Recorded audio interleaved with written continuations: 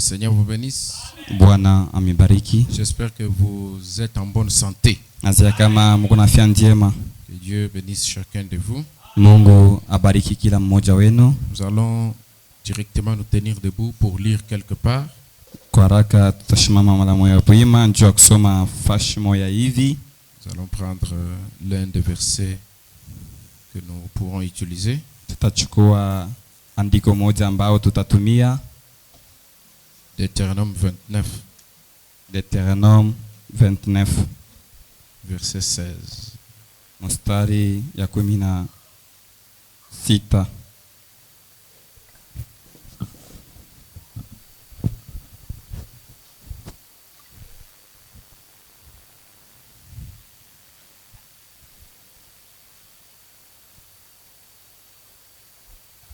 Je vais prendre un seul verset, verset 20. Nitachukua mstari moja. Je vais y revenir, mais nous lisons d'abord pour élever les drapeaux. L'Éternel ne voudra point lui pardonner, mais alors la colère et la justice et la jalousie de l'Éternel s'enflammera contre ces hommes. Wamilele ashikupende kubasamea, lakini kasilani yake na bwivu yake kamuka kumbele hao watu. Toutes les malédictions écrites dans ce livre reposeront sur lui. Lana yote yenye kuandika katika hii kitabu itakuwa juu yake. Et l'Éternel effacera son nom de dessous les cieux. Na wa milele atazimisha ndina yake juu ya mbingu. Que Dieu vous bénisse. Mungu amibariki. Nous allons dire un mot de prière pour la parole. Tutaomba nchi neno. Seigneur Dieu, notre Père et notre Roi, nous voici de nouveau réunis ce soir dans ta présence avec ton peuple pour étudier la profondeur de ta parole. Cette parole qui est capable de nous bénir, de nous transformer et de nous donner la vie éternelle.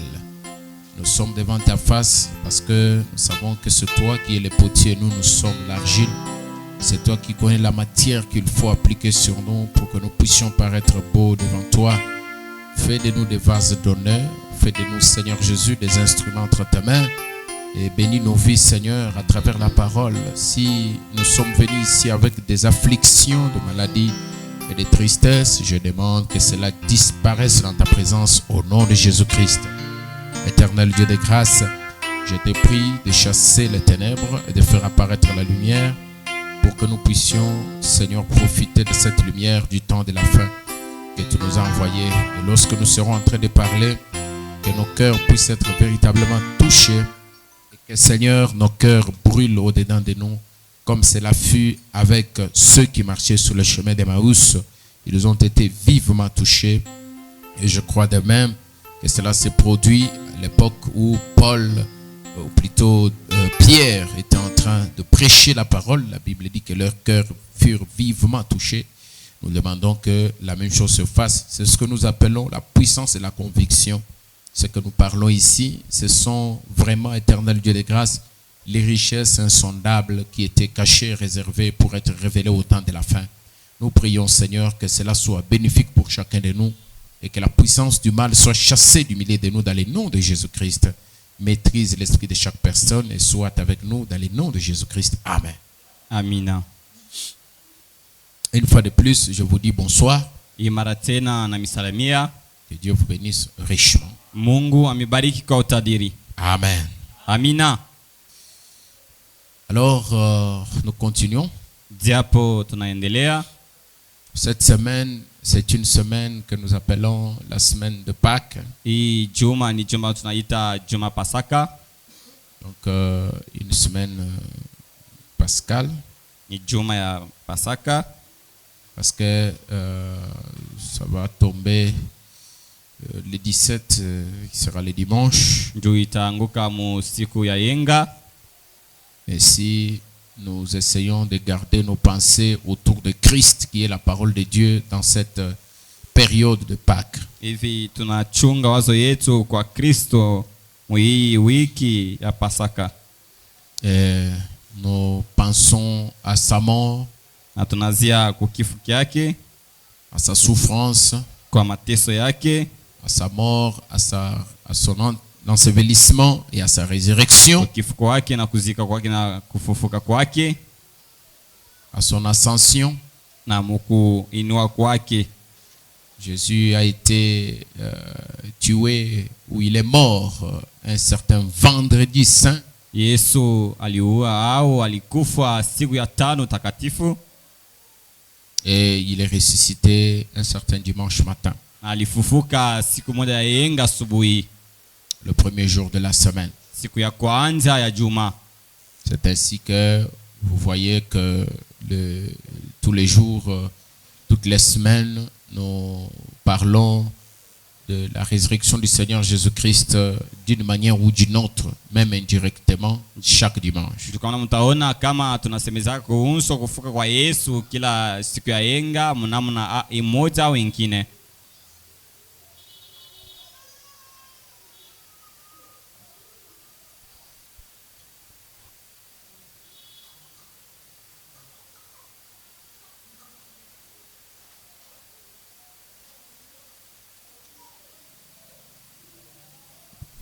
Amen.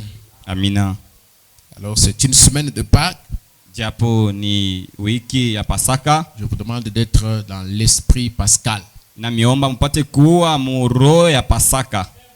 Bien qu'on n'a pas prévu la Sainte Seine, Hata vile hatukutayarisha meza ya Bwana, mais nous devons penser à ça dans nos pensées. lakini tunapaswa kuwazia kuile katika mawazo yetu. Nous devons penser à la Pâque, Tunapaswa kuwazia Pasaka, la fête des pains sans levain. karamu ya mukate bila chacho.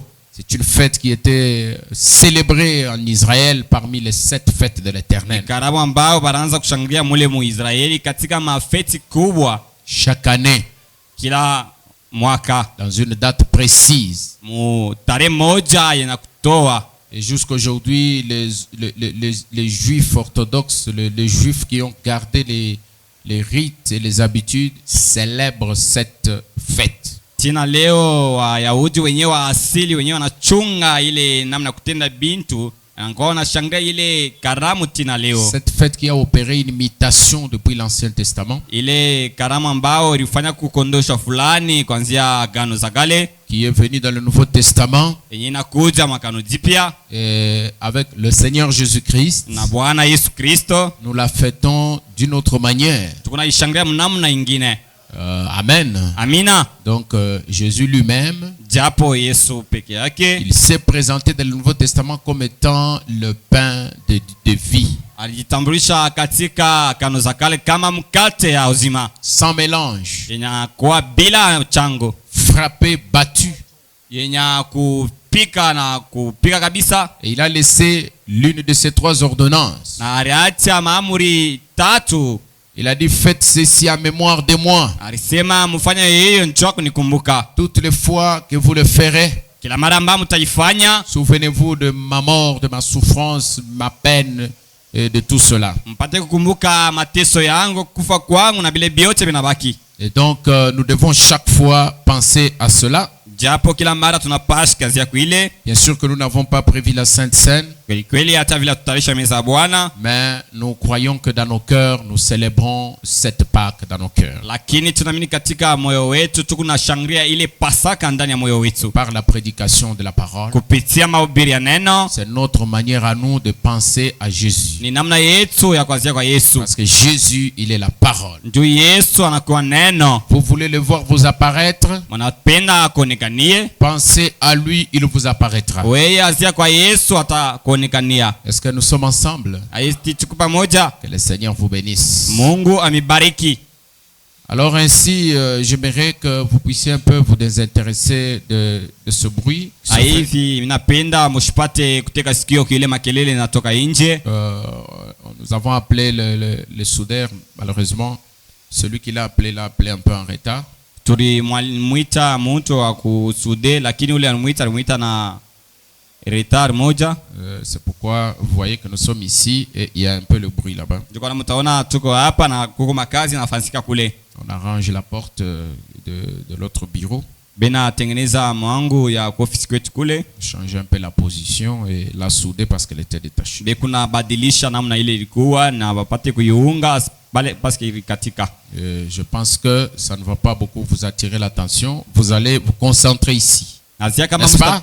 Amustateka wazo kule, lakini mutasikia neno la Mungu. Je crois que vous allez vous concentrer ici. Azia kama mutafuata. Ok. Concentrez-vous ici, c'est là où il y a l'essentiel. Mweye mupate kufuata huku njoo kwenye kuna kwa kia muhimu. Alors une petite révision sur ce que nous étions en train de parler. Japo tutarudia kidogo kwa ile yenyewe tunaanza kusemezea. En fait, nous sommes déjà en train de parler du livre de vie de l'agneau. Tukuenda kusemezea kuhusu kitabu kia uzima kama mwana kondoo. Et nous avons qualifié comme étant les livres de vie. Tulifasiria kama kitabu kia uzima. Nous avons montré que ça peut s'appeler aussi les livres de Christ, des vies de Christ. Tulisema kama inaweza kuita tena kitabu kia uzima kia Kristo. D'autres endroits on appelle ton livre.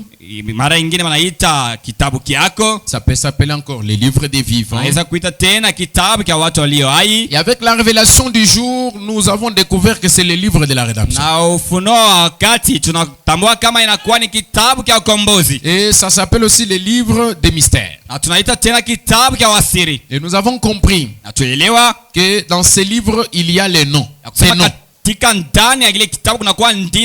Ce qu'il faut aussi retenir, c'est que ce ne sont pas des noms tels que nous les avons dans cette vie ici.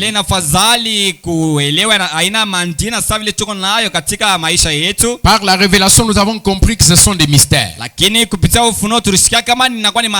C'est pour ça que nous appelons ça, frère Daniel, le livre des mystères.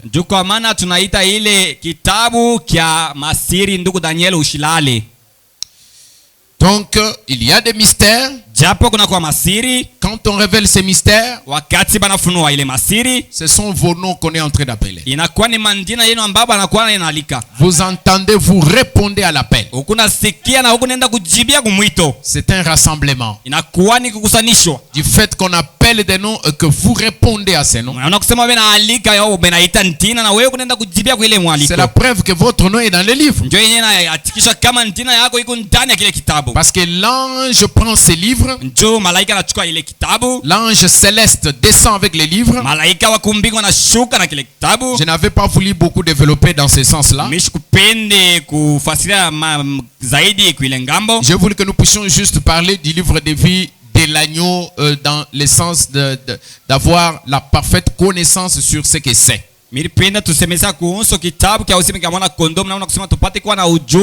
Parce que si nous commençons à aller dans Apocalypse 10, ça va devenir beaucoup long et c'est un grand titre, un grand thème.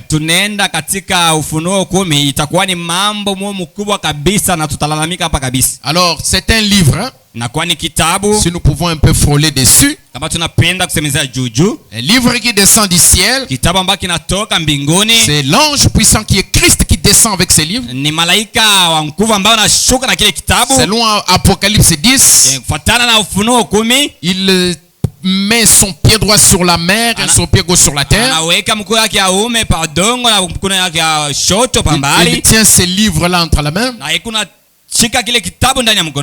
puis quand vous allez à partir du verset 8 d'Apocalypse 10,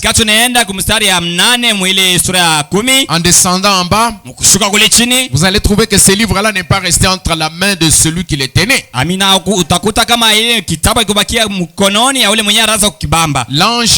L'ange terrestre l'a avalé. Donc quand il avale le livre, il ouvre la bouche. Tout ce qui sort dans sa bouche, c'est le contenu du livre. Amen. Et alors le mystère qui sort de la bouche de cet ange terrestre, ce sont des noms qui sont appelés. Si votre nom était dans les livres, vous allez venir répondre. Peu importe l'endroit où vous pouvez vous retrouver. C'est comme l'aigle et l'aiglon. Vous allez répondre à l'appel parce que vous étiez dans l'aigle. Ce qui a fait que l'aiglon puisse saisir que ça c'est la voix de ma mère. Ce n'est pas au moment où il a accepté qu'il est devenu l'aigle. Non, il était déjà l'aigle dans le sein de sa mère. Amen. hai kutokea tumbo la mama yake. Et quand il a entendu une voix spéciale, Na wakati akasikiliza mwito mmoja ya c'est kipekee, comme si c'était une voix qu'il avait déjà entendue. alisikia kama inakuwa kama sauti mmoja alikuwa Oui, anashakuelewa. effectivement, il avait déjà entendu. Ndio kweli kweli alikuwa anaisha kusikilizaka ile. Oui, effectivement, tu avais déjà entendu Ndio cette alikuwa voix. anaisha kusikiaka ile sauti. Et oui, effectivement, ton nom était déjà dans les livres. Ndio kweli kweli nina yako ilikuwa ndani ya kitabu Avant la fondation du monde. kabla misingi ya dunia. C'est pourquoi nous sommes venus tous. Kwa maana tulikuwa wote. Ce qui fait que vous êtes là, Yenye nafanya kama mnakuwa c'est la hapo. preuve que votre nom était dans les livres de vie Ni de la vie. hakikisho wa kusema jina lako lilikuwa ndani ya kitabu ikasema kama mwana kondoo. Mais maintenant, un problème se pose. Sasa mambo yanatokea pale. Il faut que votre nom reste écrit dans les livres. Inafadhali jina lako ibakie inakuandika ndani ya kitabu. Parce qu'il y a des noms qui ont été effectivement écrits dès avant la fondation du Soko monde, na kwa mandina ambayo aliandika kweli kweli kabla misingi ya dunia. qui seront effacés. Yenye batazimishwa. C'est pour ça que nous disons, Soko maana tunasema certains noms seront effacés mandina yengine itazimishwa à cause de l'idolâtrie. kwa ajili ya kuabudu sanamu. Mais il n'y a pas que ça comme raison. Lakini hakuna paka ile kama Nous sababu. allons essayer encore d'étudier la parole ce soir. Jaribu tena kufunza neno hicho. Donc le livre est aussi appelé le livre des mystères. Kitabu kinaitwa tena kitabu ya masiri. Ce livre-là est en deux parties. Ile kitabu inakuwa na vipande viwili. Il est en même temps un seul livre, mais il est aussi deux livres. Inakuwa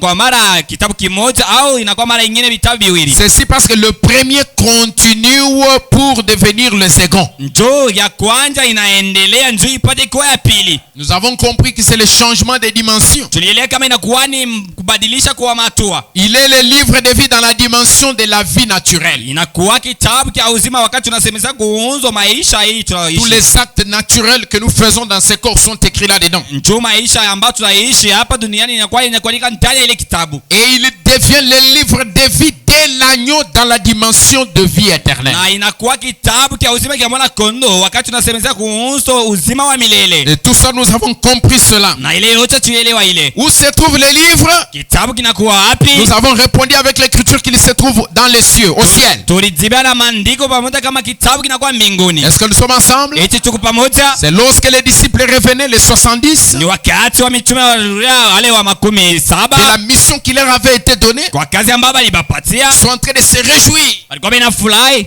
parce qu'ils ont fait des miracles, ndio walifanya miujiza, parce qu'ils ont accompli des prodiges. ndio walifanya miujiza, Ils ont guéri les malades et les démons qui étaient fouillés devant eux. waliponya wagonjwa na wademoni wanaanza kukimbia kabisa. C'est effectivement vrai. Ilikuwa kweli kweli ukweli. Mais quand ils viennent donner les rapports à Jésus, Lakini wakati wanakuwa kutoa ripoti kwa Yesu, Jésus leur dit non, c'est pas les miracles qui vous donnent la preuve que vous êtes sauvés.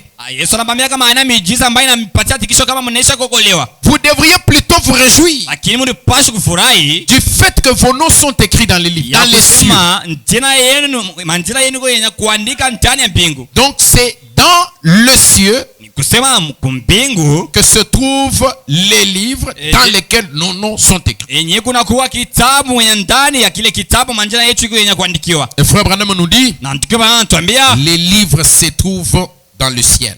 kitabu kinakuwa kumbingu. Et Frère Branham dit, Na tukiwa anasema même le nom de Judas était écrit dans les livres. hata jina la Judasi ilikuwa yenye kuandika ndani ya kitabu. Mais la question c'est dans quelle partie? Lakini swali ni ilikuwa yenye kuandika mkipande Parce gani? que Frère Branham a fait ressortir deux groupes de gens Njoo ndiko bala tosha wa kundi kubwa ya watu. dans son introduction.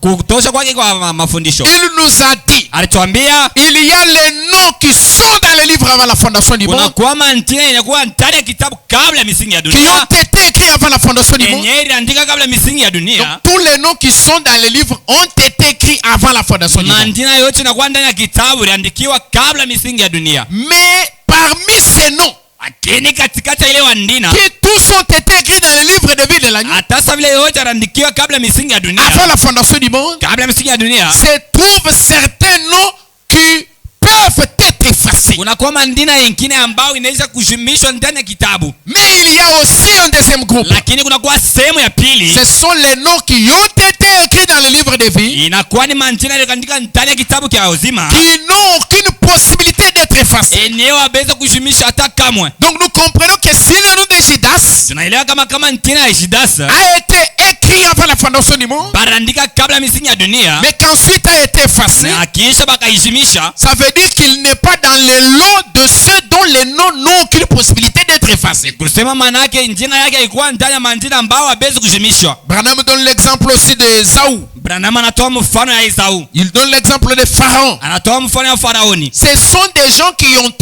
étaient dans l'agenda de Dieu, Inakuwa ni watu wenyewe walikuwa ndani ya kitabu cha Mungu, mais des vases d'usage vil. lakini vyombo vya makazi mbaya. Puis il se tourne de l'autre côté. Na kisha anapadika ngambo ingine, Il prend Jacob. anachukua Yakobo. Amen. Amina. Et il prend Moïse. Anachukua Musa. Il dit voilà le groupe de gens dont les noms ont été écrits dans le livre Angalieni nkunja wa watu ambao banaandika majina yao ndani ya kitabu et qui n'ont pas été effacés. na yenyewe bakuzimisha kamwe. Amen. Amina. Maintenant nous avons continué à montrer Sasa hapa tutaendelea kupanda les causes de l'effacement du nom dans les livres. sababu ya kuondoshwa kwa ndina ndani ya kitabu. Parce que tous les exemples que nous donnons là, Tuma mifano ambayo yote tunatoa ce n'est pas pour rester cramponné dans l'histoire. haina njoo kubakia kwenye kubamba kwa mambo ya zamani. Ces exemples que nous donnons, Ile mifano ambayo tunaleta nous les donnons pour les actualiser. juu tupate kuileta jipya, Ça veut dire pour les mettre à jour. ndio kusema tupate kuikuisha ya leo. Parce que chacun de nous a son nom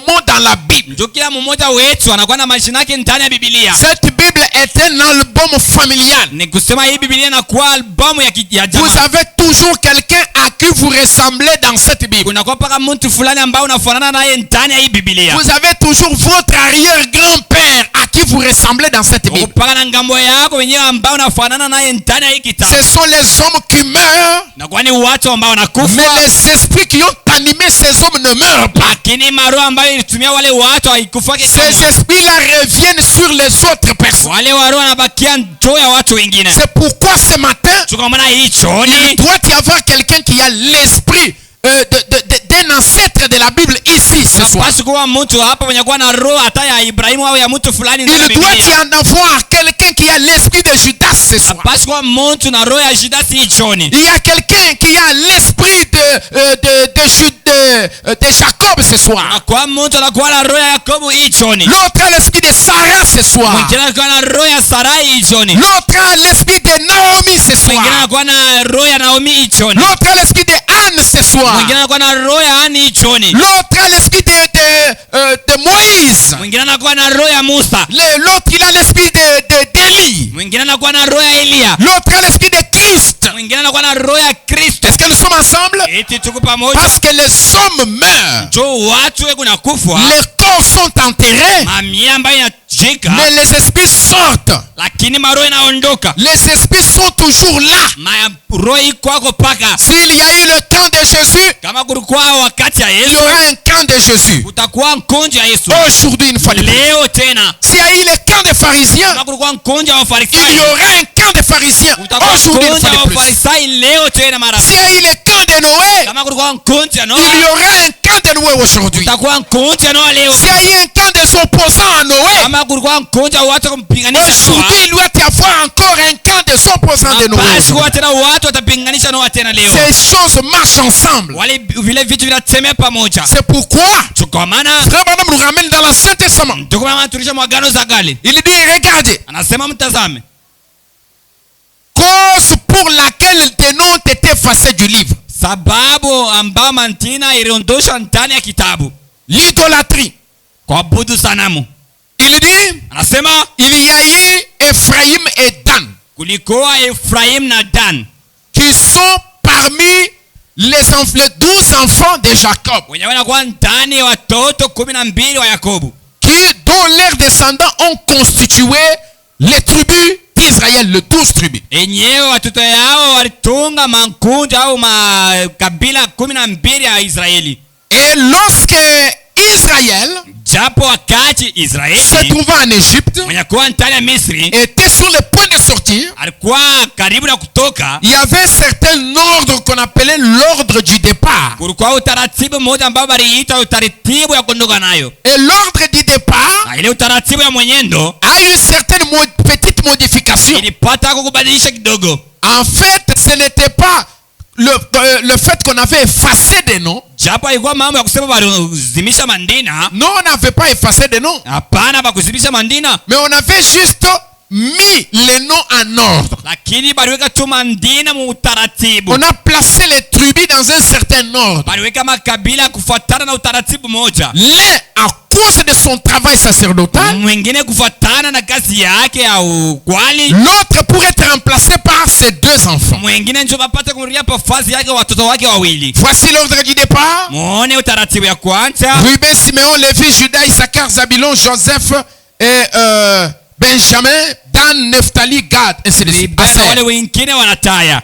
Tel que nous les citons là. Sasa vile tunaitaya. En fait, je sais que bon, on a un peu mélangé parce que vous voyez que Benjamin c'était le dernier, mais il est au milieu là. Bon, mais quand même, nous les avons placés tels que nous avons pris selon leur mère. C'est pourquoi nous avons Tulipanga vile selon leur kufuatana na mère. mama yao. Le premier, le deuxième et le troisième sont les enfants d'une seule mère, ainsi de suite. Benye kufuatana Jusqu'à vile wa kwanza na wa quatre pili na mères. watatu beko na wao mama yao na kisha wao wengine nao paka vile. Donc ce n'est pas selon leurs âges. Haina kufuatana na miaka yao.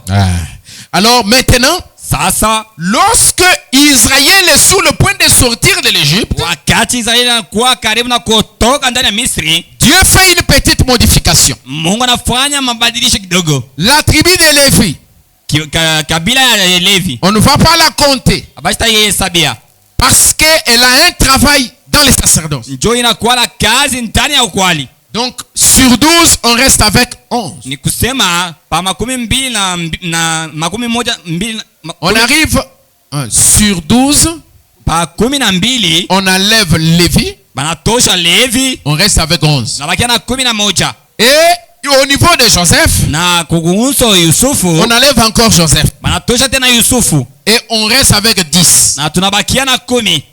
Or, Joseph a mis au monde 2 enfants. Japo Yusufu alizala watoto wawili, C'est par ces 2 enfants qu'on va remplacer Joseph et Lévi. ni kupitia wale watoto wawili ambao watarudisha pafazi ya Levi na Yusufu. C'est-à-dire, Manake il y aura Ephraïm à la place de Joseph, kutakuwa Efraim pali ya Yusufu Manassé à la place de Lévi. na Manase pali ya Levi. Et nous nous retrouvons avec Ruben, Siméon, Ephraïm, Judas, Issachar, Zabulon, Manassé. Donc, Na tunakuta quelle que soit la watu place où on place Manassé, Ephraïm, mais vous avez quand même l'idée. sa vile tutabandika vile kama mnakuwa na wazo fulani. Donc, nous avons Ruben, Siméon, Tunakuwa na Ruben na Simeon, Ephraïm, Efraim, Judas, Issachar, Zabulon, Juda, Isaacar, Zabilan, Manassé, Benjamin Manassé, Benjamin, et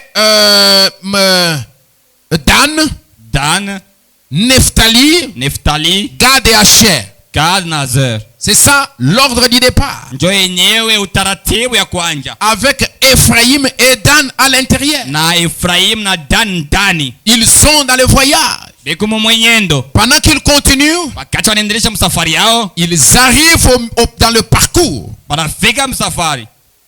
On voit quelque chose se produire. Anaona kitu kimoja kinafika. Et quand nous allons dans Apocalypse chapitre 7, Na wakati tunaenda ndani ya Ufunuo sura yake ya 7, lorsqu'Israël se présente devant le Seigneur, wakati Israeli anakuwa mbele ya Bwana, les 144 000 juifs wale wenyewe 144,000 Wayahudi qui se présentent devant le wenyewe Seigneur, wanakuja mbele ya Bwana, qui reconnaissent leur Messie, wenyewe wanatambua masia wao, qui se repentent, wenyewe wanatubu, qui subissent un réveil, wenyewe wanaingia ndani ya ulamsho. nous trouvons qu'il manque ici 2 tribus Na tunakuta kama kunakuwa makabila mbili ambayo inapusa, qui ont été cette fois-ci remplacées. yenyewe inakuwa hii mada yenye kurishwa pafasa wengine. C'est comme si on est revenu à l'ordre du départ. Inakuwa kama sasa tunarudia kwa ile utaratibu ya kwanza. Dan et Ephraïm manquent. Dana na Efraima banamo. Pourquoi est-ce que ces 2 tribus manquent? Njoo nini hii makabila mpira inamo? Frère Branham va nous donner maintenant la raison ce soir. Ndugu Branham atatupatia sababu hichoni. Frère Branham dit, Ndio anasema une question se pose donc. swali moja inakuja. Pourquoi les 2 tribus ont-elles été effacées? Njoo nini hii makabila mbili ilizimishwa? La réponse se trouve dans Deutéronome 29, 16 à 20. Jibu inakuwa ndani ya Kumbukumbu la Torati yenye kuwa mstari wa C'est l'écriture que nous venons de lire. Ndio yenyewe tunatokea kusoma. Deutéronome 16 à 20. 29, 16 à 20. Notez ça. Kumbukumbu la Torati sura yake ya 28. Pourquoi Dan et Ephraïm ont été effacés dans l'ordre de Apocalypse 7?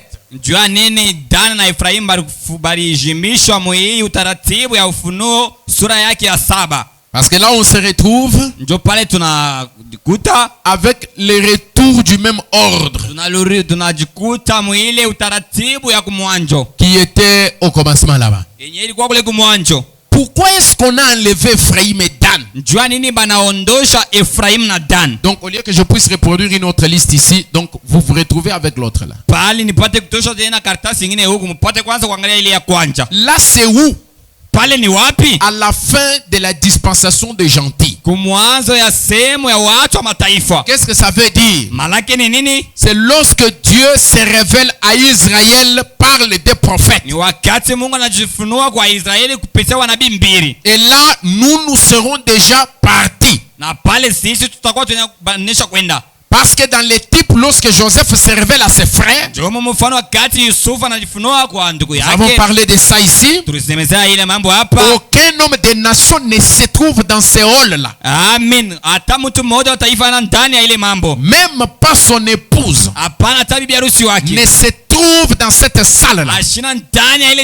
Il se révèle à ses frères. Est-ce que nous sommes ensemble? Et ses frères, ce sont les 144 000, les élus d'Israël, dont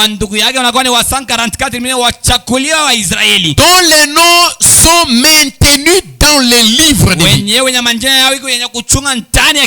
Amen. Qui n'ont pas fléchi les genoux devant Baal, qui n'ont pas fléchi les genoux devant Satan, qui n'ont pas adoré les idoles. Ce sont les 144 000. Ce ne sont pas les escrocs de Wall Street, mais c'est la race pure. Ceux qui ont regardé, qui ont continué à garder le principe de la parole qui leur a été donnée. Ceux qui sont revenus dans leur patrie, qui ne se sont pas mélangés avec d'autres nations. Voilà les 144 000 que Dieu lui seul connaît. Parce que Frère Branham dit, les livres de leur généalogie ont été dispersés, ça a été perdu. Ils ne savent pas comment retracer leur origine. Mais Frère Branham dit, Dieu lui il connaît l'origine de chacun d'eux. Et il connaît de quelle tribu chacun appartient. Ainsi, lorsque Dieu les seul les appelle, donc Dieu les appelle les sels, il est les sels du Saint-Esprit, les 144 000. Quand Dieu les scelle, on trouve qu'il y a un manquant de 2 tribus puisqu'ils ont idolâtré. Est-ce que nous sommes ensemble? Alors explicitement, Frère Branham donne la raison. Nous savons déjà que c'est parce qu'ils ont fait l'idolâtrie. Alors Frère Branham commence à dire, il lit l'écriture. Il dit, vous savez de quelle manière nous avons habité dans le pays d'Égypte, et comment nous avons passé au milieu des nations que vous avez traversé. Vous avez vu leurs abominations et leurs idoles, les bois et la pierre, l'argent et l'or qui sont chez elles, qu'il n'y ait parmi vous ni homme, ni femme, ni famille, ni tribu dont les cœurs se détournent aujourd'hui de l'Éternel.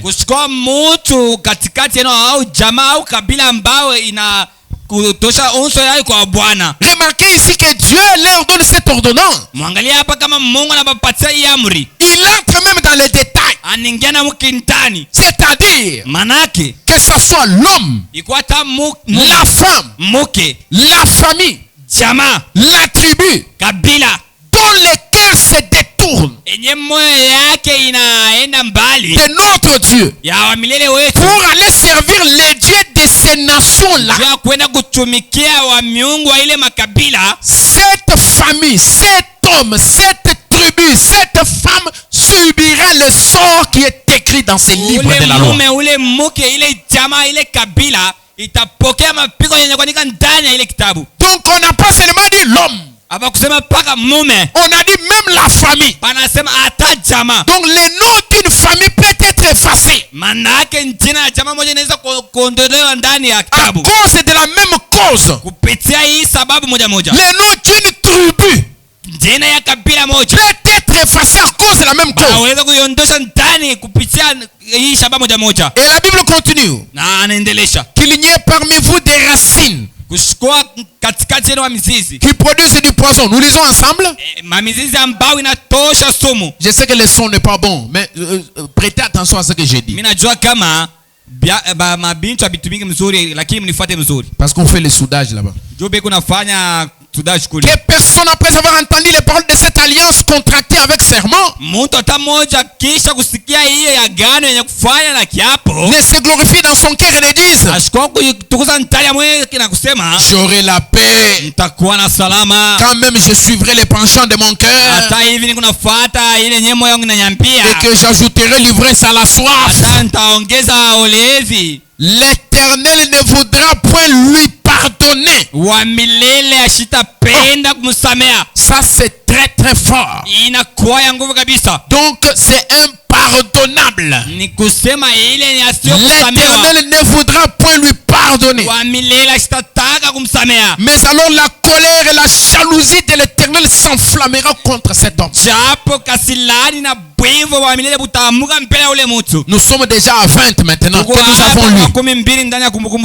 N'est-ce pas vrai? Aina vile. Lisons ensemble mes amis. Tusome pamoja warafiki. Et notons ensemble. Na tuandike pamoja. Frère, la Bible dit. Na Biblia inasema. Alors la colère de l'Éternel et la jalousie.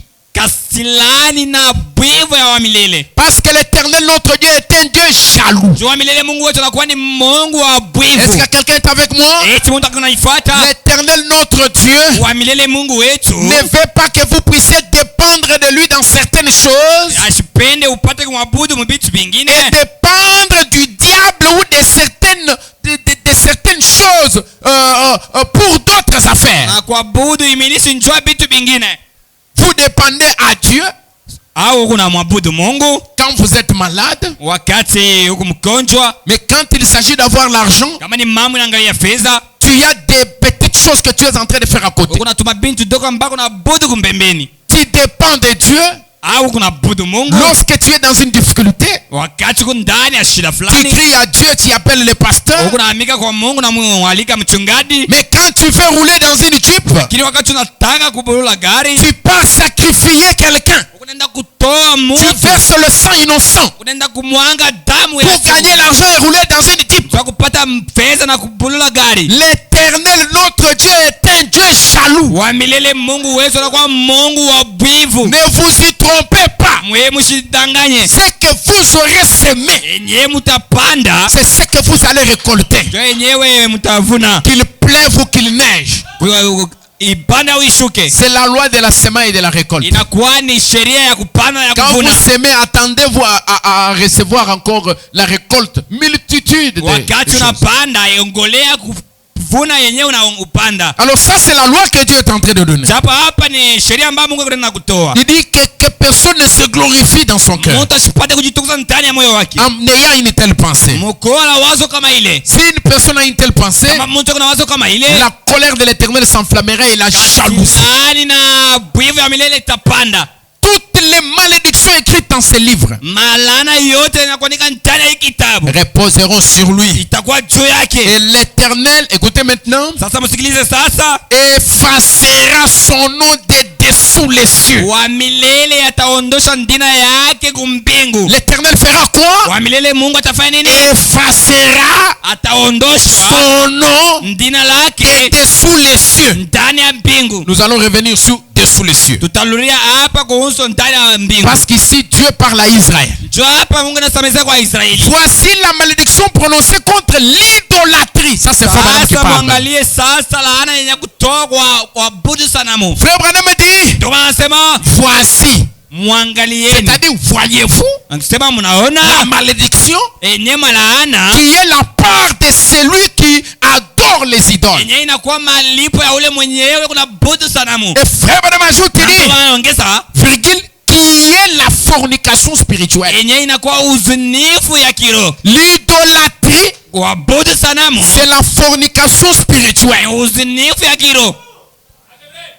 Ça veut dire, Manake quand vous faites l'idolâtrie, wakati unabudu sanamu vous commettez l'adultère, la fornication. unafanya uzunifu, kunafanya usharati, Vous commettez un acte sexuel spirituel unafanya tendo ya mume na mke mukiro avec Satan. na shetani.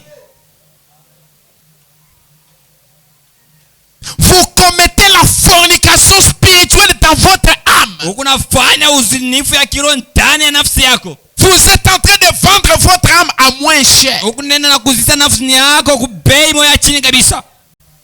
Est-ce que nous sommes ensemble? Eti tuko pamoja. Alors frère Branham dit, Japo ndiko anasema voici la malédiction prononcée contre l'idolâtrie qui est la fornication spirituelle. ndio yenye malaana yenye kutoa njoo mtu yenye atafanya uzinifu ya kiroho. La tribu qui se tournerait vers l'idolâtrie verrait son nom effacé. Kabila ambao itafanya kutabudu sanamu itaona njina yenye kuondoshwa. Frère Branham ne s'arrête pas là-bas, il prend encore un autre exemple. Ndio kama simaye pale anachukua tena mfano mwingine. Dans 1 Roi chapitre 12 verset 25 à 30. Katika mfano wa kwanza Vous y êtes? eti mna 1 Roi chapitre 12 mfano wa kwanza sura yake ya 12 verset 25 à 30. mstari ya 15 kwenda kuma 13. Ceci ne doit pas vous passer, mes amis. Hii haifadhali mipite wa nduku. Il faut que nous puissions bien approfondir Na ça. fadhali tupate kuingia mkindani kia hii. Et nous trouvons l'histoire des deux tribus Na tunakuta hadithi ya makabila mbili dont les noms ont été effacés enye mandina yao balijimisha pour cause de l'idolâtrie. juu ya kuabudu sanamu. Nous lisons ensemble pour ceux qui sont prêts. Tukuna soma pamoja kwa wale wenyewe wanakuwa Beaucoup tayari. n'ont pas de Bible. Wa mingi wana wa Biblia.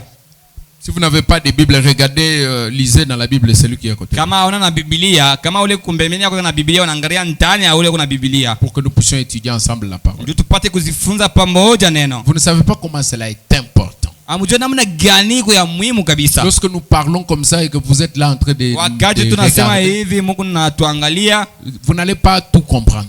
hautaelewa hata kitu kimoja. Mais quand on dit 1 Roi chapitre 12 verset 25 à 30, vous prenez les Lakini livres. wakati wanasema mfalme wa Commence à kwanza sura yake ya 12 Commençons mstari ya à lire ensemble. 12 na 5 tunaanza kusoma Ça pamoja. reste là-bas. Iko na bakia mkichwa. La Bible dit, Biblia inasema Jéroboam bâtit Sichem sur la montagne d'Éphraïm. Jeroboam akajenga Shishem juu ya mulima ya Efraim. Donc dans la montagne de la tribu d'Éphraïm. Manake ndani ya mulima ya kabila ya Efraim. Il a bâti là-bas une ville appelée Sichem. Akajenga kule mji yenye kuita Shishem Dans la tribu d'Éphraïm. ndani ya kabila ya Efraim. C'est-à-dire dans la partie qui était attribuée à la tribu d'Éphraïm. Manake kusema mbao barikabula kabila ya Efraim. Et il y demeura. Na akaikamwe. Puis il en sortit et bâtit Pénuel. Kisha akatoka pale na akajenga tena mji mwingine yenye kuita Peniel. Il a bâti d'abord Sichem, puis il a bâti Pénuel. Kisha anayenga mbele Shishem, kisha anaenda na jenga Peniel. Ce n'est pas Péniel, Aina Pénuel. Peniel ni Peniel.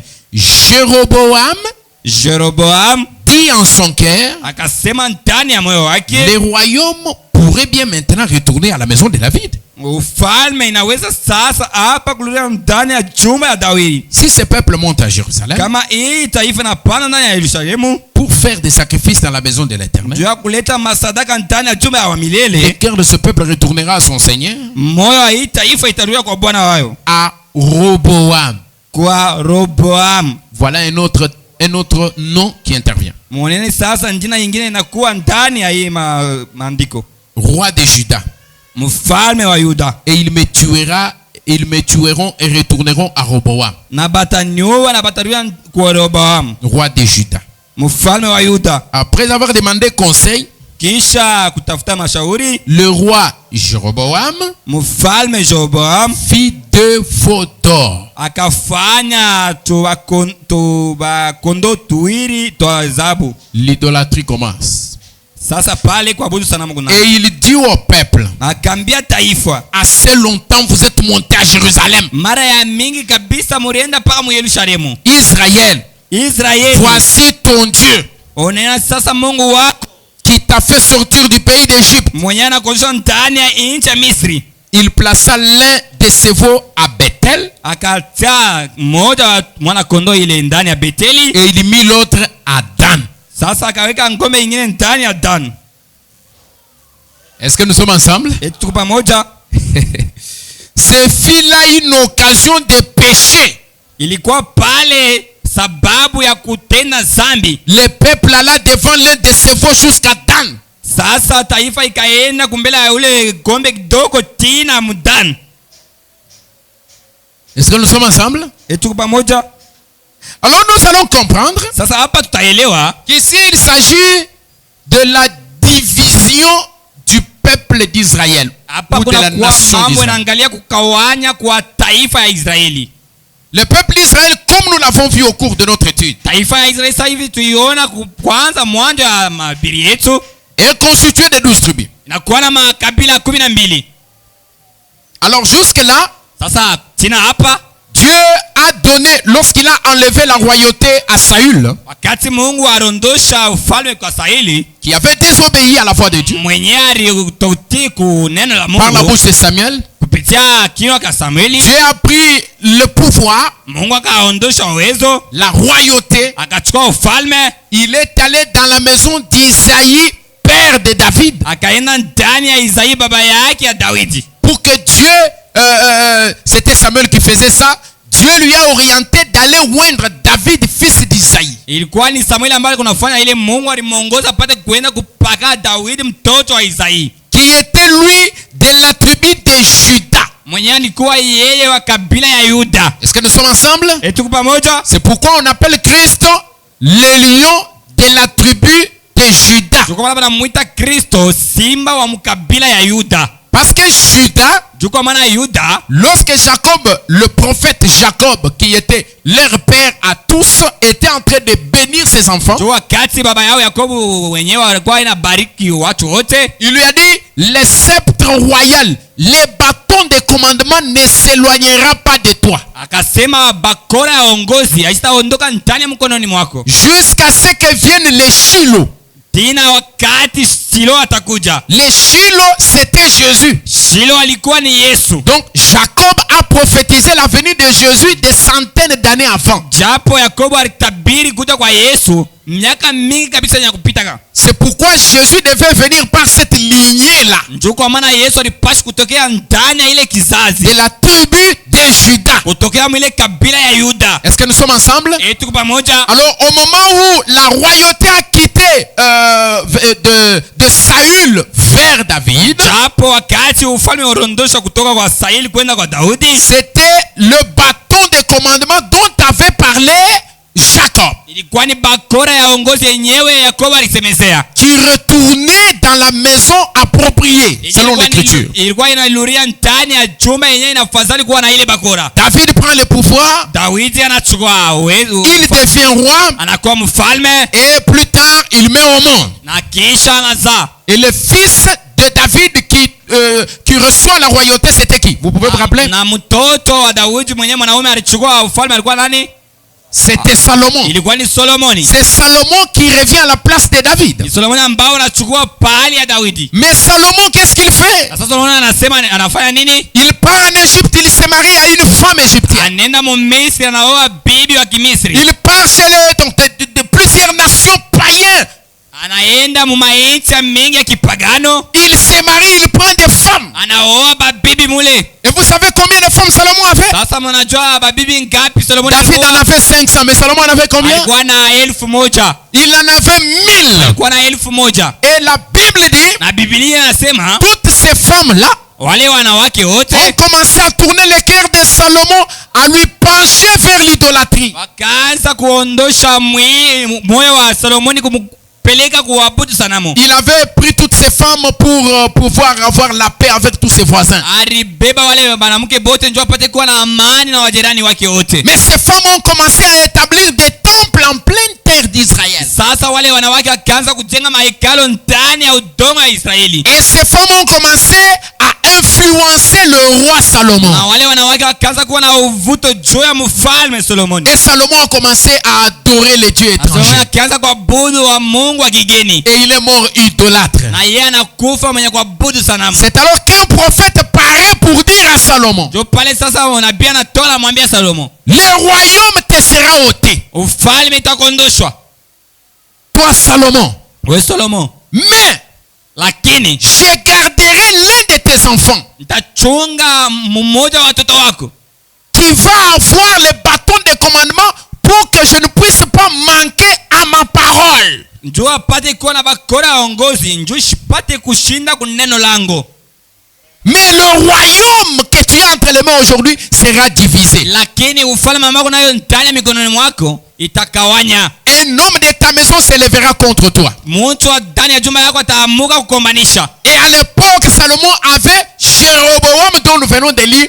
Il était autour de lui comme étant son Na serviteur. wakati ya zamani huyu Jeroboamu tunakuwa kutokea kusoma alikuwa ndani ya jumba la Solomoni kama mtumishi wake. Salomon s'est levé. Solomoni akaamuka. Il a voulu tuer Jéroboam. Akataka kumuua Jeroboamu. Mais Jéroboam a fui, il est allé en Égypte. Na Jeroboamu akakimbia kwenda Misri. Il est resté là-bas Akabakia kule jusqu'à la mort de Salomon. tena pale Salomo akakufa. Lorsque Salomon est mort, Wakati Salomo anakufa, c'est son fils Roboam ni mtoto lake Roboamu qui a pris le pouvoir. mwenye anachukua uwezo. Il est devenu roi de tout Israël. Anakuwa mfalme wa Israeli mzima. C'est alors que quand il est devenu roi, Jo pale sasa wakati anakuwa mfalme, les gens sont venus, la population, le peuple est venu lui parler. watu wakakuja wakamwambia, Ils lui ont dit, wakamwambia, oh roi, oh mfalme, ton père avait fait peser sur nous un joug très lourd. baba yako alitwekea uzito juu yetu ya nguvu kabisa. Une charge très lourde. Ilikuwa ni uzito kabisa. Puisse-t-il alléger? Eti unapenda yako kuikuisha N'agis pas comme ton père. usitende kama baba lako. C'est comme par exemple les impôts. Inakuwa kama mapalata. On passe là-bas par les imposeurs qui récoltent les impôts, qui vous laissent des documents. Allez répondre à la mairie, allez répondre. Inakuwa kama matax, banakuwa banamialika mwende mkalipa kumeri paka vile. Maintenant le peuple se lève et dit, baisse quand même les impôts pour Sasa taifa inaamuka inasema ushushe kwa taxa kwa Et bure. là c'est le peuple qui vient pour parler à Roboam, Sasa taifa inakuwa nchwa kusemezea Roboamu. pour lui demander, Nchwa kumwomba baisse quand même les impôts pour nous. ushushe kwa taxa kama unapenda. Les poids que ton père a placés sur nous, Iye uzito ambao baba yako anatokea juu yetu c'est tellement lourd. inakuwa ya uzito kabisa. Allège-les s'il vous plaît. Wewe uinyekeshe kwa buruma. Alors Roboam dit, je vais vous répondre dans 3 jours. Sasa Roboamu anasema nitamjibia masiku 3. Et Roboam a appelé d'abord les vieilles personnes, Na Roboamu akalika mbele wazee, les sages du pays. watu wa kima wa mji, Il les a regroupés. wakakusanya. Il a dit, voici ce que le peuple est venu me dire. Anasema angalieni sasa kile taifa inaniambia. Donnez-moi un conseil. Munipatie kwa shauri. Qu'est-ce que je dois faire? Ninapaswa kufanya nini? Dois-je alléger les jours Eti ni shushe tax ou je dois encore augmenter? au nipate tena kupandisha? Les veillards lui ont dit, Wazee wakamwambia, si tu allèges le joug de ce peuple, kama unashusha tu uzito hawa watu ils vont t'aimer batakupenda et ils seront toujours autour de toi. na batakuwa kando kando yako. Allège ces jours. Wewe upate kushusha hiyo uzito. Les vieux sont partis. Sasa wazee wanaenda. Roboam appelle encore les jeunes. Sasa Roboamu anaita tena wa Les vijana. jeunes viennent devant Wa Roboam. vijana nakuja mbele ya Roboamu. Donnez-moi le conseil, jeunes gens. Unipatie kwa shauri wa C'est pour vijana. les hommes forts. Mwewe njoo na kwa watu wa Qu'est-ce que nguvu. vous pensez? Unawazia nini? Les jeunes gens lui ont dit, Watu wa vijana wanasema, réponds à ce peuple. ambia wa taifa, Mon père vous avait donné un jour facile. baba yangu alinipatia buzito bwa kidogo kabisa. Moi, je vais encore le multiplier. Mimi taongeza tena bwingine pale yule. Je vais rendre encore votre tâche difficile. Mimi tafanya kama buzito bwa tena bwa nguvu kabisa. Réponds-leur comme ça. Ubambia vile. Roboam est resté.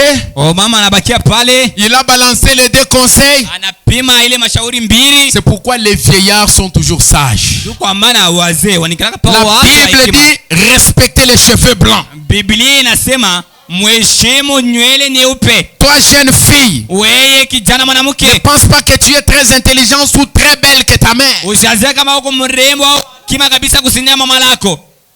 Amina. Tu manifestes, tu bengu moya hivi. Tu fais le kibengu moja hivi.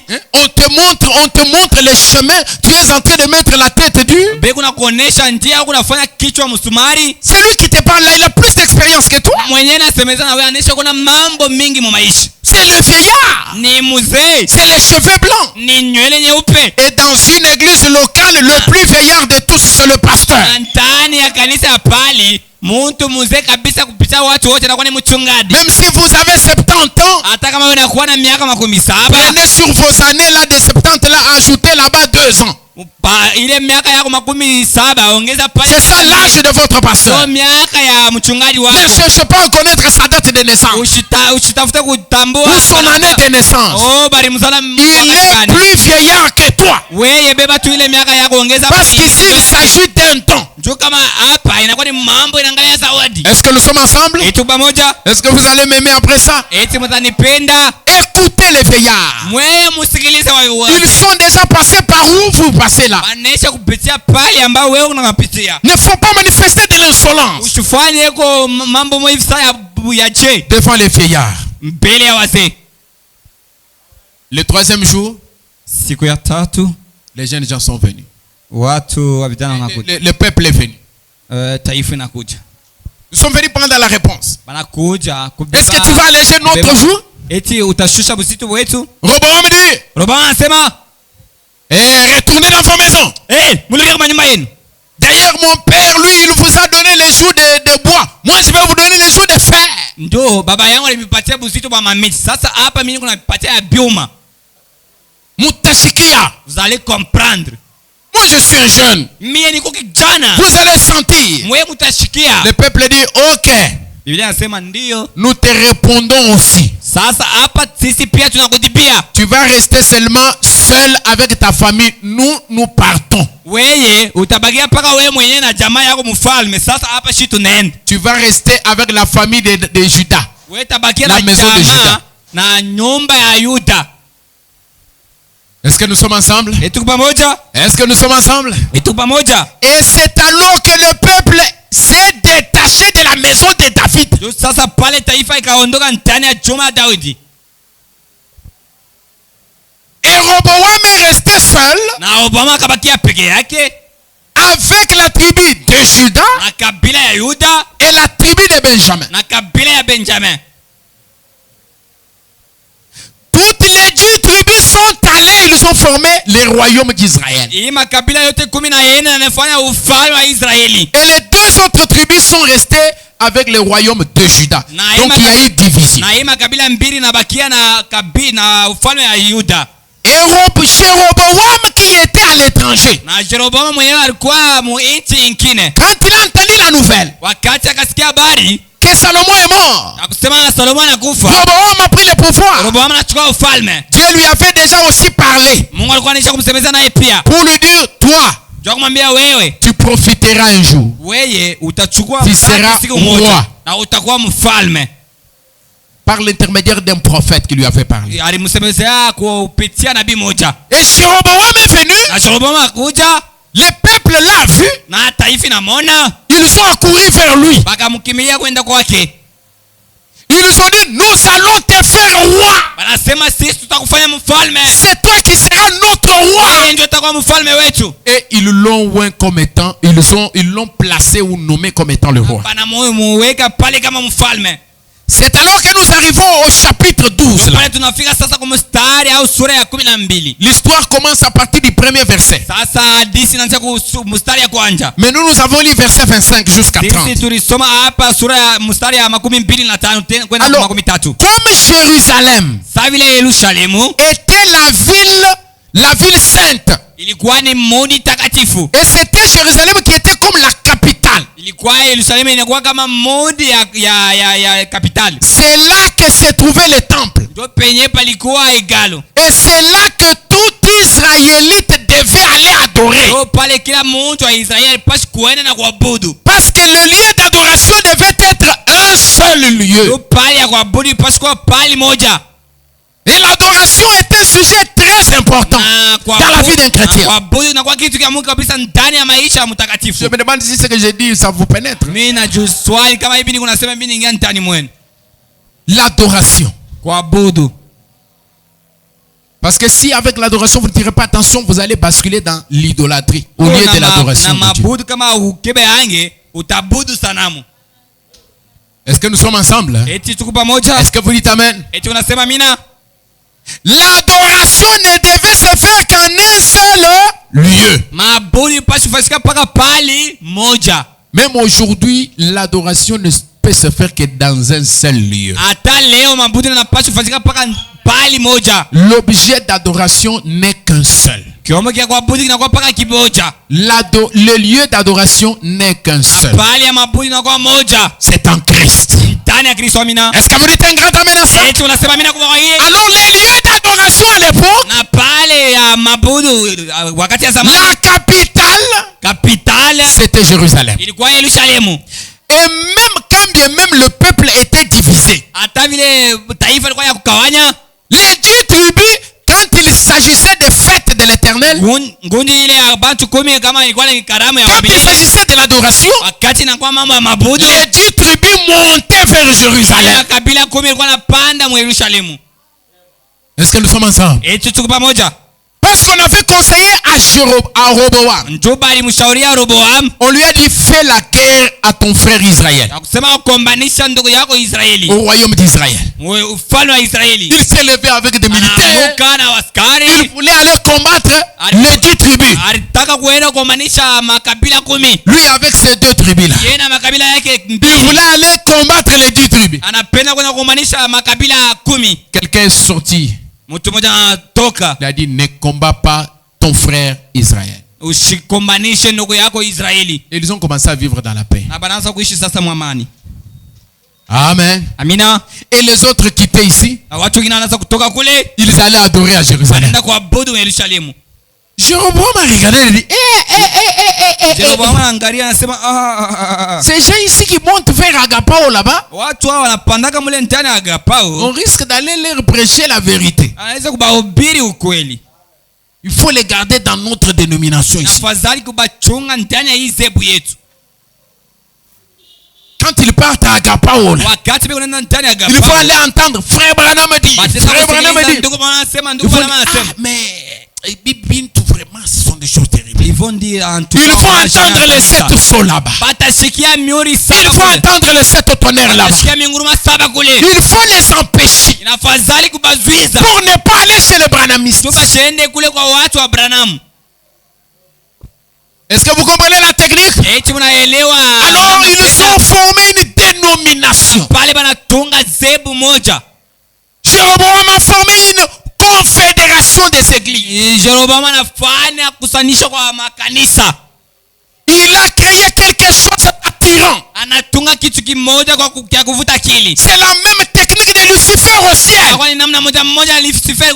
Lucifer, pour attirer l'attention des anges, la Bible dit, il a créé un royaume plus beau que celui de Michaël. C'est pourquoi la beauté vient du diable. C'est le diable qui a commencé avec l'histoire de la beauté au ciel. Et c'est ainsi qu'il a attrapé un tiers des anges.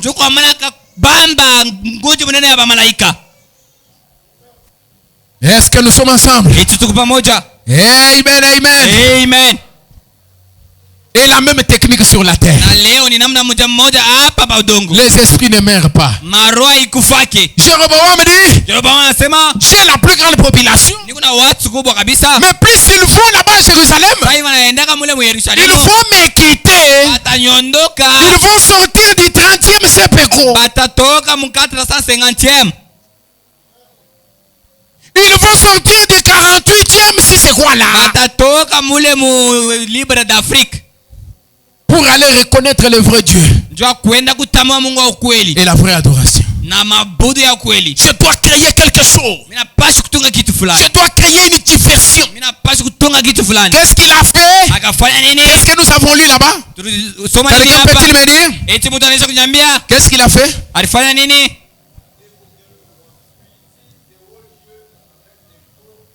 Très bien, que Dieu te bénisse mon frère. Mungu akubariki. Akafanya pali Il a placé 2 veaux d'or. akafanya tumangombe tudogo tuwili. Et écoutez ce qu'il dit au peuple. Sasa msikilize kile anaambia taifa. Assez longtemps, Mara mingi kabisa vous êtes monté à Jérusalem. mlikuwa nenda mu Yerusalemu. Israël, Oh Israeli, voici ton Dieu qui t'a fait sortir du pays d'Égypte. oh angalia Mungu wako mwenyewe anakutosha mu nchi ya Misri. Ça, c'est la ruse du serpent. Hii inakuwa ni ujanja ya nyoka. Tu as déjà fait un long voyage dans le christianisme. Ushakufanya mwenendo kubwa ndani ya Ukristiana. Que rien ne te détourne de l'attention.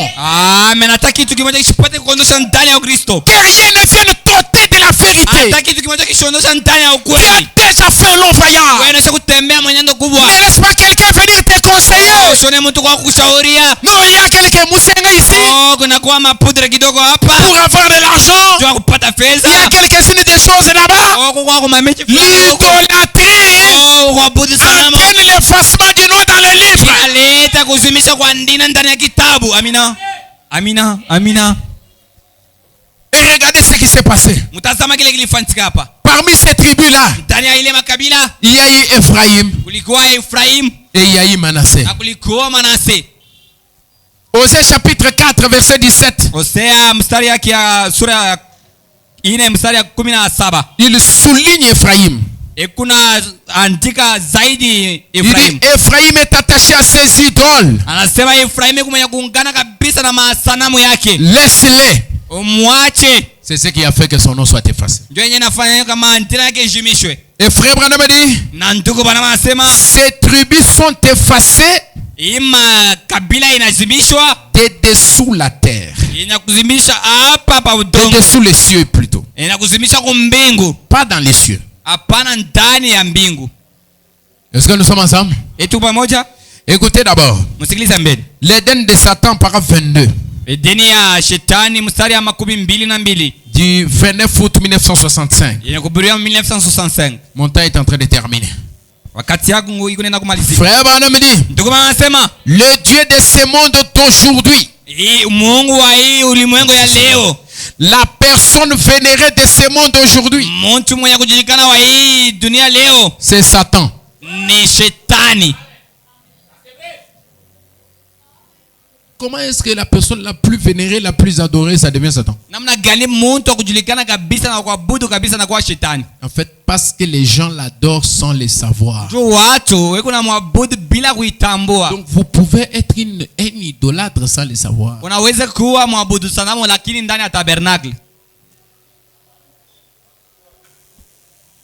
Vous pouvez être un idolâtre Unaweza kuwa muabudu sanamu sans le savoir. bila kuijua. Branham dit, Ndugu bana anasema et les gens adorent Satan sans le savoir. na watu weko na budu shetani bila kuijua. Je suis en train de lire Frère Branham. Niko nasoma ndugu Branham. Mais c'est Satan qui se fait passer pour l'église. Lakini ni shetani anajiweka kama kanisa. C'est ça la plus grande séduction. Ndio inakuwa utongozi kubwa leo. C'est quand le diable se camoufle. Ni wakati imilisi anarificha. Comme je l'ai prêché là-bas au cimetière. Tavile inaanza kuihubiri kule kutuburi.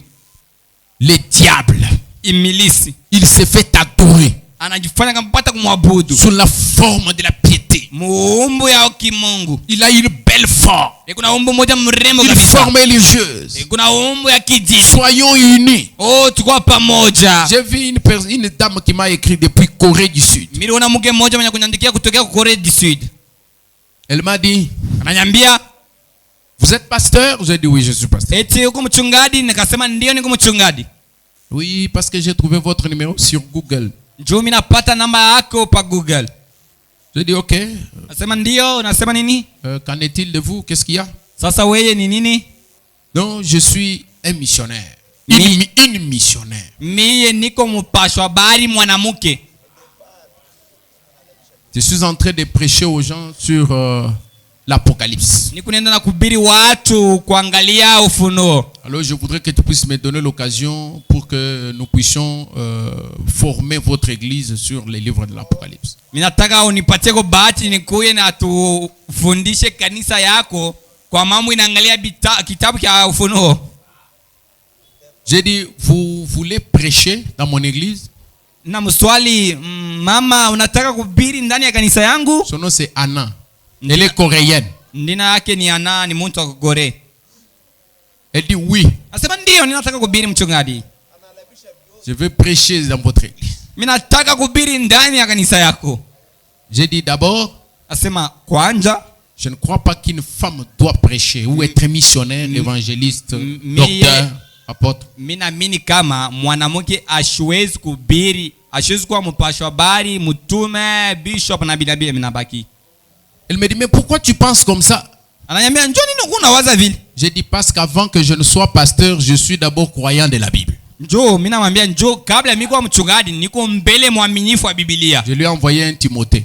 Mimi namtumia Timothée wa kwanza. Au chapitre 4 là où dit je ne permets pas à la femme d'enseigner. Yenyewe anasema mimi shuruhusu mwanamke apate kufundisha. Donc le pasteur il connaît beaucoup sur la femme, hein? Sema mchungaji anajua mingi kuhusu mwanamke.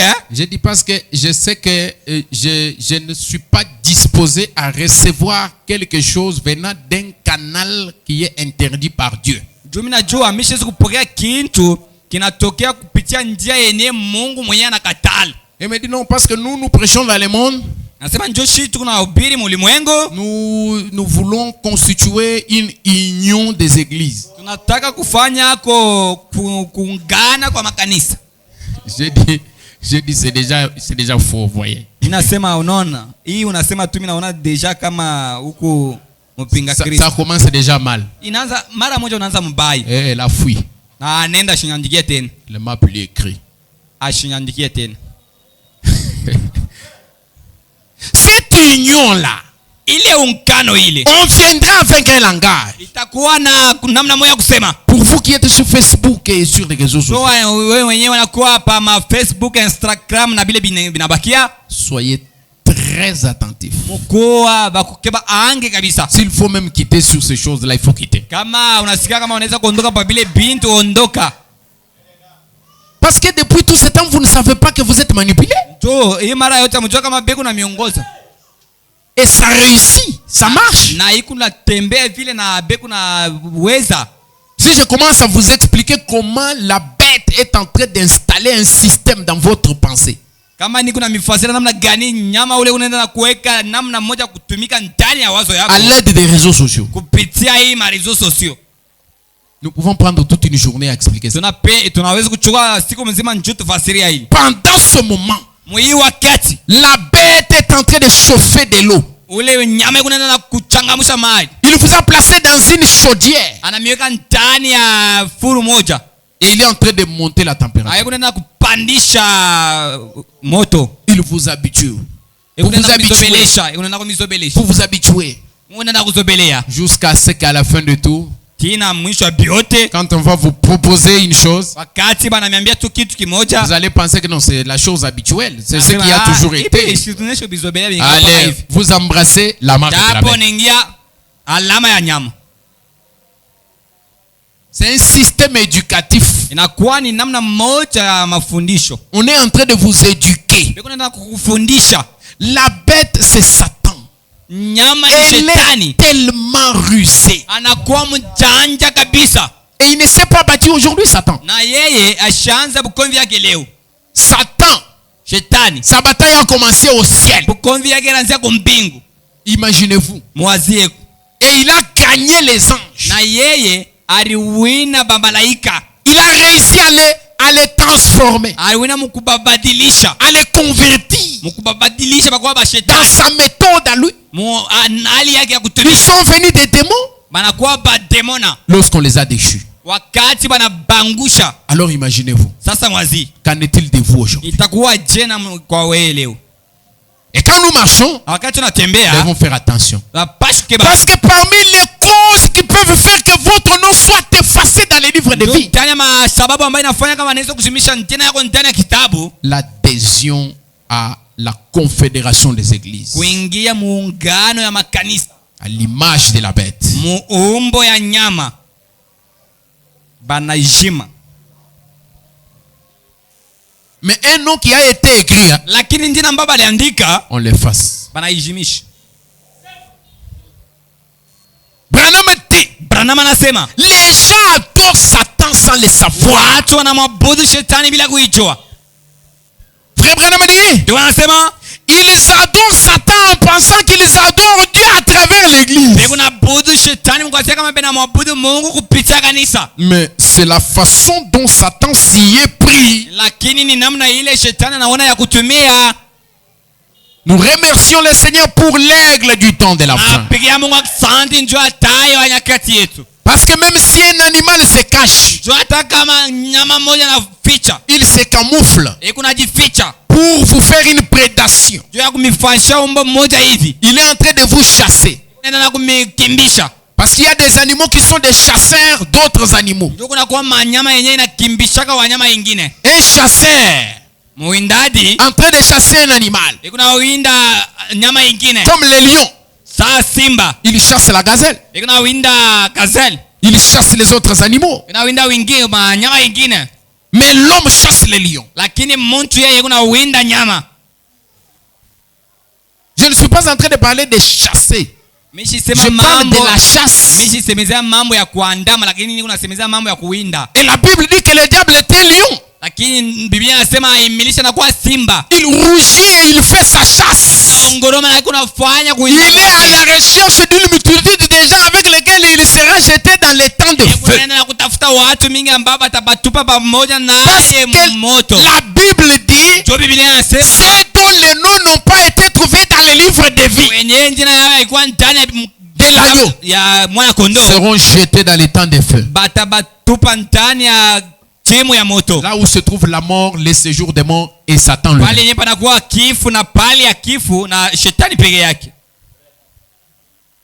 C'est pourquoi Kwa maana il change de méthode. kuna badilisha manamna kutumia. Et pour chasser les chasseurs, il faut être soi-même un grand chasseur. Juu ya kuwinda muwindaji inapaswa kuwa wewe peke yako muwindaji kubwa. C'est pourquoi Dieu a voulu, comme sachant bien que dans cet âge de la fin, la méthode du diable c'est le camouflage. Kwa maana Mungu alitaka bila namna kujua hii wakati ya mwisho shetani anajifichaka.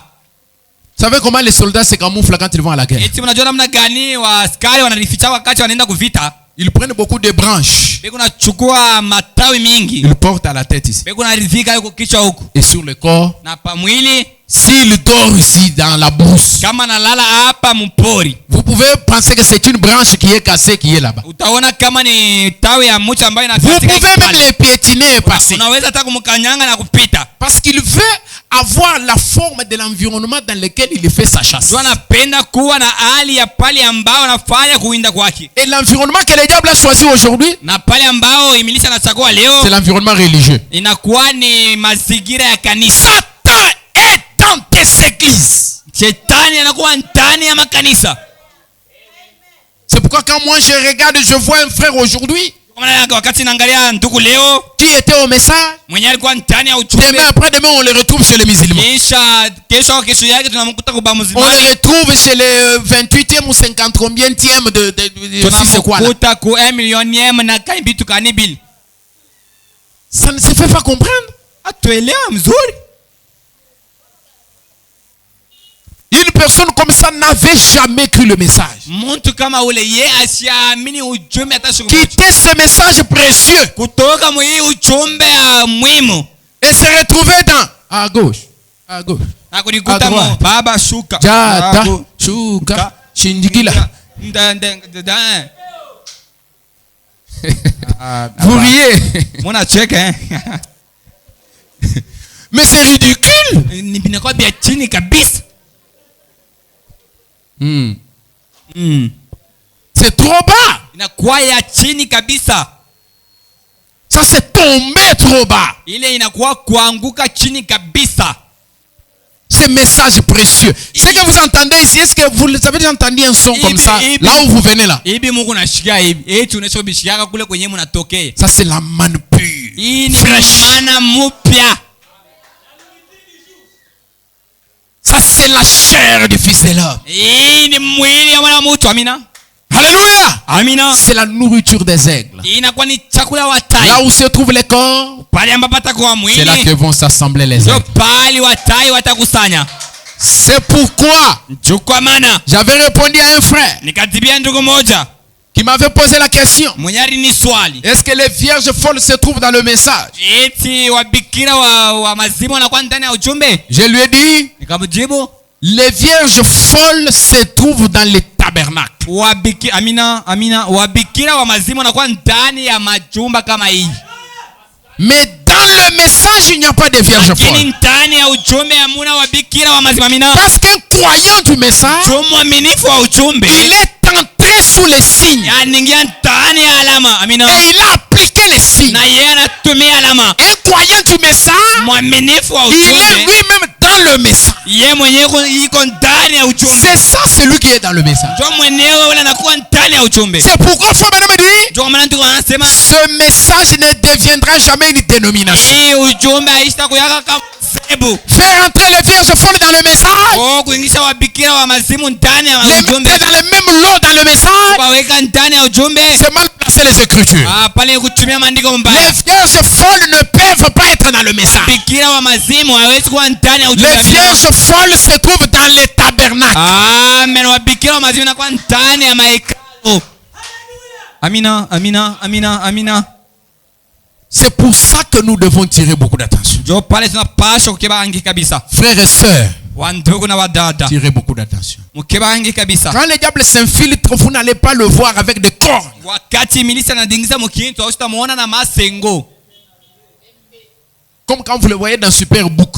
Sasa unamuonaka Avec des cornes, il est un serpent. mu Superbook. Aujourd'hui, le diable, il a la forme religieuse et la forme humaine. Leo imilisi anakuwa na umbo ya kindili na umbo ya mutu. Tout comme Dieu Paka vile Mungu a trouvé qu'en ces temps de la fin, anakuta kama wakati ya mwisho, la finalité de son trône oh mwisho kichwa ya enzi. dans un homme. Amina. Les Amina. diables Amina. aussi, Ndani ya mutu. il fait la même Pia. chose. Kitu kimoja kimoja. Est-ce que vous dites amen? Esi unasema amina. Le diable a trouvé aussi Imilisi naye pia anakuta que son moyen d'habitation, son lieu na d'habitation, kusema pale yako keti dans un homme. ndani ya mutu. Et il est plein dans des églises. Na iko ndani ya kanisa kabisa. Il trompe les gens. Iko na danganya kama watu. Il veut aussi apparaître comme un religieux. Anataka naye pia kutokelea kama Il est assis là. mwenye kuketi pale. Il dit amen. Unasema amina. Il est scellé. Iko mwenye pale. Mais c'est un Judas. Lakini ni Judas. Nous allons bien le connaître avant la Pentecôte. Tutamujua kabla Pentekoti. Il n'arrivera pas à la Pentecôte. Ashitafika ku Pentekoti. Il ne recevra jamais le Saint-Esprit. Yeye ashitapokea Roho Mtakatifu. Il va rester en deçà. Atapakia chini. C'est là que nous allons le Kwa découvrir. pale penye tutamtambua. Il va montrer sa couleur. Yeye ataonesha rangi yake. Parce qu'il finira toujours par se montrer ce qu'il est. Njoo yeye mwisho wa vyote ataonesha paka kile eko. Branham dit, Branham anasema, oh, vous dites un instant, nous prêchons la parole. oh, mnasema ni kidogo tuko na hubiri neno. Paragraphe 27. Mstari wa 27. Cette tromperie de l'église aujourd'hui, Ukudanganya kwa makanisa leo. voyez-vous, Unaona? le fils de la perdition, Mtoto mpotevu. le diable, Imilisi. le fils de la perdition, Mtoto wa kupotea. le diable. Imilisi. Donc les gens adorent Satan en ce jour-ci Kusema watu wanabudu shetani muhimu shiko. en pensant qu'ils adorent Dieu. Mkwazia kama wewe unabudu Mungu. Mais ils adorent Satan à travers un credo. Lakini beko unabudu shetani kupitia zebu fulani. Des dénominations faites de mains d'hommes. Kupitia zebu fulani ya kutunga kwa mikono ya watu. Et des credos qui ont fini par entraîner les gens dans la plus grande tromperie que le monde ait jamais Na connue. mafundisho ya watu ambayo inafikisha watu mkudanganya kukuba kule watu hawayafikiaka. Peu importe combien la parole de Dieu promise pour ce jour est prêchée Izuru namna gani neno ya Mungu inakuwa njoo hii siku et yenye kuhubiriwa confirmée, na yenye kuatikisiwa, il refuse quand même d'y croire. bila kataa kuamini. Il refuse quand même. Bila kataa. Vous avez écouté, Unasikia vous refusez d'écouter. na unakataa. On leur présente la vérité. Anabaonesha ukweli. Il disait, comme on nous a prêché que c'est la vérité. Banasema wakati wanatubiri kama ni Nous avons ukweli. déjà une grande popularité, les gens nous connaissent. Na kavumu ya mingi watu wanaisha kutambua. Nous sommes connus sur les réseaux sociaux. Tukenya kutambua kabisa pa ma réseaux sociaux. On ne peut pas quand même commencer à dire, frère Branham dit tous les jours. Hatuwezi kusema kila mara ndugu Branham anasema ndugu Branham. Maintenant, ils ont changé de méthode. Sasa hapa banabadilisha namna. Ils admirent frère Branham et ils reconnaissent qu'il est un vrai prophète. Kuna mtabania ndugu Branham natambua kama ni nabii. Mais ils ne le suivent pas. Lakini abamfuate kama tatu. Tu n'as rien fait. Afanye kitu. Laisse-le nous distraire. Acha kutulengesha. William Branham a un message. Ndugu Branham kuna ujumbe yake. Il est le messager de ces jours. Shana kwa mjumbe wa hii wakati. Vous voulez le salut? Mnataka wokovu? Vous voulez le bien du peuple que vous prêchez? Mnataka vizuri ya ile taifa. Montrez-leur la source de ce que vous prêchez. Baonesha kama hivi tunahubiri tunabitosha kwa ndugu Branham. Soyez clairs, publiquement clairs. Mkwa wazi. Non pas dire que c'est un vrai prophète. Hapana kusema ndugu Branham ni nabii wa kweli. kweli. C'est un vrai prophète. Et après, Branham ni nabii wa vous kweli. pensez que c'est un prophète de tata wa ngojulu kulowa? Eti unawazia kama anakuwa nabii asema tatande tantende tasorcele. C'est un prophète Ni nabii qui amène l'obligation de Dieu pour les âmes qui sont destinées au salut. L'obligation. Amri ya Mungu kwa manafsi. Donc vous ne pouvez pas dire que non, même si je ne crois pas, même si je peux ou ne pas. Mais je reconnais. Là c'est comme Noé qui vous dit venez entrer dans l'arche. Vous venez vous asseoir à côté de l'arche. Est-ce que vous êtes entré dans l'arche?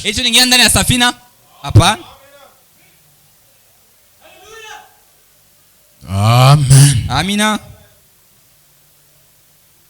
La deuxième cause qui fait que le nom soit effacé. Sababu ya pili ambayo inafanya kama ndina bapate kuiondosha ndani ya kitabu. Nous allons l'aborder le vendredi. Tutasemeza ile siku ya tano. Que le Seigneur vous bénisse. Mungu amibariki.